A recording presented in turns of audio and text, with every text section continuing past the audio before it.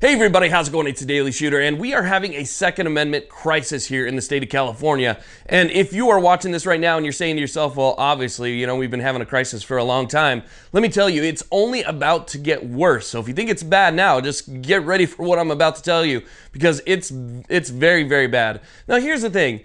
In the state of California, there is a supermajority of Democrats that control the state government, meaning that any bill, any piece of legislation that they want to push through has almost zero opposition. Okay, so only a portion of the actual population is represented in our state government. The other portion is not represented equally. It is not represented properly. And since we've already established that the California state government sees the Bill of Rights in our Constitution as more or less of a speed bump instead of a list of rules that they have to abide by. These are our rights as citizens that they have to follow.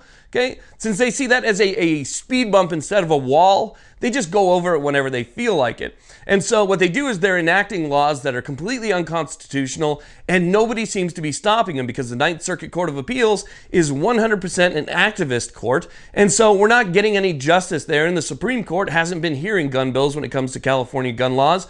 So we're really not getting any help at all. Now, here's the problem with that. Since the tragedy in Florida, there have been several new bills that have been introduced to further restrict our rights, and they're going to be going after so much more than they already have. So get this, they're redefining what an assault weapon is again.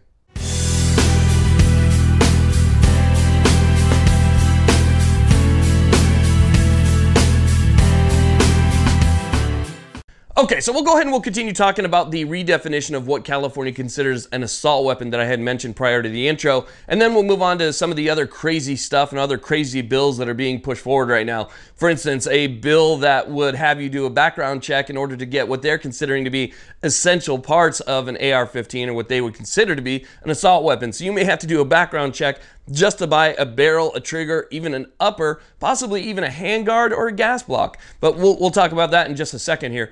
So what they're doing is California, under the guise of changing the age limits to buy long guns, is redefining what they consider to be an assault weapon. So what they're saying is that they redefined an assault weapon just, a year or two ago. However, with the new age restrictions, they want a more clear and easy to understand definition, a more universal understanding of what in California is considered an assault weapon before they would raise the age limit of somebody who could actually buy one. So in doing so, they say they want to streamline it. So instead of having this whole mishmash of different things that define what an assault weapon is, now what they're doing is they're going to say that any high caliber rifle,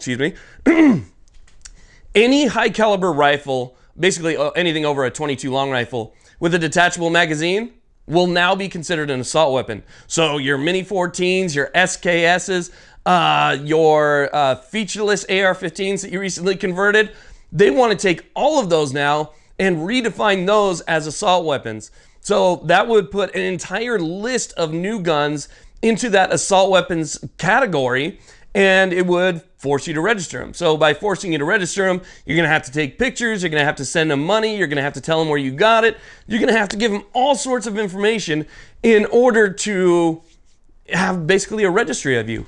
All right, so let's go ahead and talk about the other crazy stuff California has in store for us. One of those being something you just heard a second ago.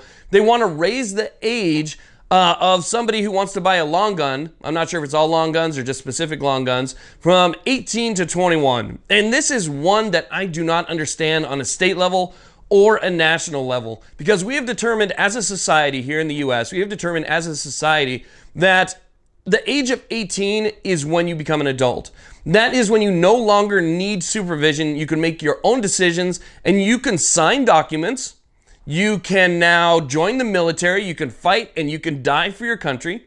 You can vote and elect politicians, the people that actually run our country. These are huge choices that you now get to make. You are now responsible for yourself at the age of 18. And we want to take that and we want to tell you that you have the right to vote. You have the right to exercise all of these other freedoms that are protected under the Constitution or under the Bill of Rights, but you don't have the one right, which is your Second Amendment right. That one we're going to go ahead, we're just going to put it on hold for a few more years just to make sure you're a little bit more responsible than you are right now. I don't understand how you can say that somebody has rights, but not yet. That to me does not make sense. Once you are legally able to take care of yourself without the responsibility of somebody else, like a parent, a guardian, or somebody like that, then you should be able to make your own decisions, and that includes whether or not you want to practice your Second Amendment rights. Now, the next one to me, this next bill that is being pushed is completely nuts. I mean, it is absolutely ridiculous.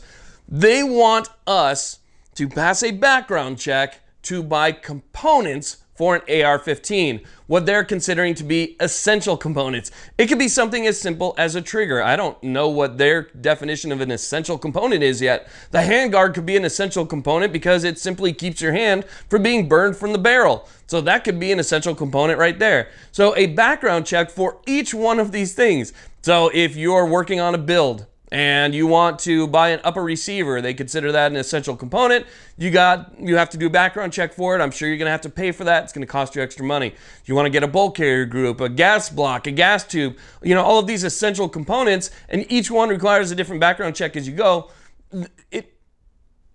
It boggles the mind that they can take parts that are not even considered firearms, and they can now regulate these parts simply by redefining something and changing the definition, reclassifies it, and allows them to do, or they think allows them to do what they're doing. They just simply go around. Like I said, the Constitution, the Bill of Rights is simply a speed bump for them.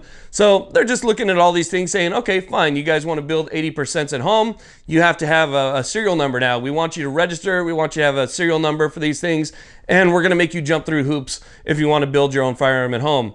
But for those people that aren't complying and those people that don't want to comply, we're going to go ahead and force you now in some type of point of sale thing, I'm sure is what's going to happen. We're going to force you now to do a background check for all the components that you want for it. It's just absolutely incredible. Now get this. The next one, they want to increase the number of people who can report you and have your firearms taken away and seized prior to due process because somebody else feels that you might be a threat.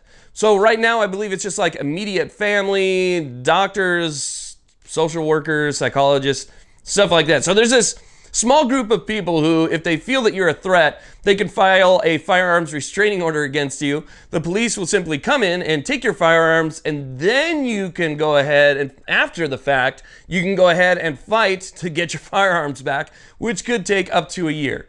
So due process be damned. We're going to go ahead and just skip around that because, again, the Bill of Rights is just a speed bump. So we'll go ahead and we'll go over that. We'll take your firearms, and then you can prove to us that you weren't a threat to begin with. They want to expand the number of people that can actually report you now. So teachers and anybody else who sees you out there and thinks you're a threat to somebody, even if you're not, okay, all they have to do is simply sign an affidavit that they feel that you are and why, take that to a judge. The judge can file for that firearms restraining order, and now even more people can go ahead and infringe on even more of your rights on top of the Second Amendment and just take your guns.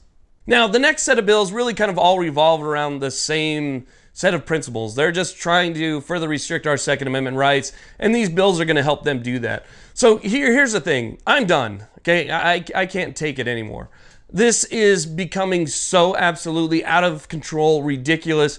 This is tyranny at its best. Okay, this is tyranny at its finest. If you don't think this is tyranny, again, I suggest you go and you read the definition of tyranny. Okay, we have no representation. We have nobody fighting for us. We are basically outliers in a society that we belong to. But we are overtaxed. We are overregulated. We are underrepresented. This is unconstitutional what's going on, and there are far too few people doing a damn thing about it. Okay, so here's what I'm saying. June, there is going to be an election. Get your ass out there and vote. Okay, if California is not willing to save itself, then I'm sure as hell not going to fight for somebody who doesn't want to save themselves. That doesn't make any sense to me whatsoever. Why would I fight? Why would I spend my time fighting for people who aren't willing to just simply go out and mark a little tiny black dot on a ballot? That's all it takes.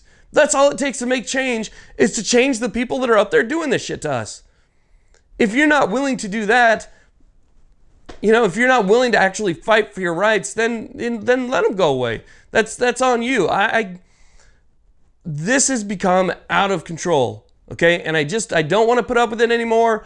This is enough. It was enough a long time ago, but I keep making these videos to try and get people to motivate it out there and actually do something about it, and nobody does. Nobody signs these petitions. Nobody fights back. You know, you got to donate to these groups. You got to vote. You got to get out there and make change if you want change. If you don't want change, just let me know and I won't waste my time with this anymore. Anyway, thank you all very much for listening to me vent at the end there. I appreciate it because, got to be honest, every time I turn on the TV in the state, you just want to scream out loud, right? But yeah, it's just ridiculous, guys. Look, we have a chance coming up here in these primary elections to at least start to affect that change through our ballots, okay? So do that. Thank you all very much for watching. Please like, subscribe. Have a great day.